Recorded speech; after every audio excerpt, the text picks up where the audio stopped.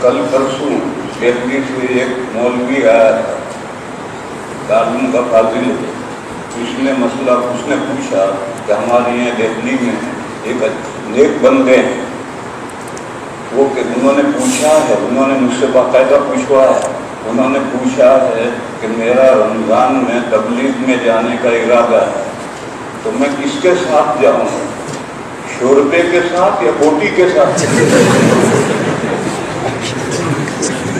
تو میں نے کہا ان سے کہہ دینا آپ کا جس کے ساتھ جانے کو جی چاہے جاؤ، دونوں گمراہ ہیں۔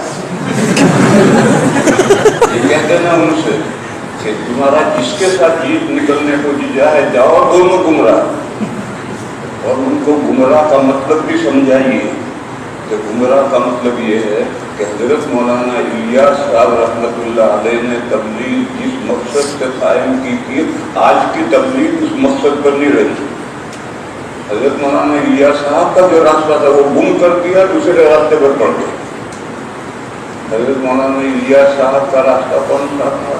دین سے جاہلوں کو، اعلیٰ درجے کے جاہل کلمہ بھی نہیں جانتے، ان کو تبلیغ میں نکالو اور انہیں دین سکھلاؤ اور مسجدوں کے قریب لاؤ۔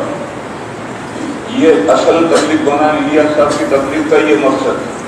آج کی تبلیغ کا مقصد ہے اللہ کے نیک بندوں کو بستر لے کر گھر سے نکالو اور مسجد گھماؤ، اس کا نام جہاد کرو۔ یہ تو اللہ کے نیک بندے ہیں، ان کو کیا نکال رہے تھے؟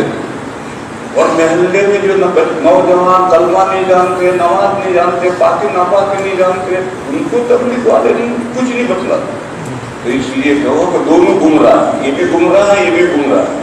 انہوں نے بھی مولانا الیاس صاحب کا راستہ چھوڑ دیا، انہوں نے بھی مولانا الیاس صاحب کا راستہ چھوڑ دیا۔ جو دعوت و تبلیغ کا اصل کام ہے، جس کو حضرت مولانا الیاس صاحب رحمۃ اللہ علیہ نے شروع کیا، ہم اس کے ساتھ ہیں۔ لیکن اس وقت جماعت کے جو دو دھرے بن گئے ہیں اور جو تنظیمی اختلاف پیدا ہوا ہے، اس سے ہم الگ ہیں۔ ہم ان میں سے کسی ایک کے ساتھ ہوں اور فریق بن جائیں، دارالعلوم کی یہ پالیسی نہیں ہے۔ جماعت کے اصل کام سے کسی کو اختلاف نہیں ہے، وہ ہمارے علماء اور بزرگوں کا قائم کیا ہوا ہے، جماعت کا پورا لٹریچر ہمارے اکابر کا مرتب کیا ہوا ہے۔